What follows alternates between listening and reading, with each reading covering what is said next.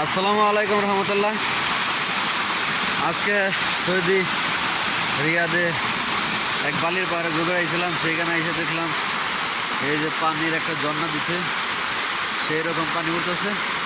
পানির এইটা দেখেন, তীব্রতা দেখেন কত সুন্দর, আর কত সুন্দর করে পানি গেতেছে একদম নিচ পর্যন্ত, একবারে নিচ পর্যন্ত যাইতেছে পানি। দেখাইলে অনেক সুন্দর লাগে। পানির শেষ মাথায় নামতেছি, আর পানিও সাথে সাথে মিশে যেতেছে, আর নামতেছি শেষ মাথা পর্যন্ত। এই পানি শেষ মিশে পানির ঠিকানায় আইলাম। ওই পানি, আর এই পানি, আর এই ঝর্ণা পানি, আর এই এলাম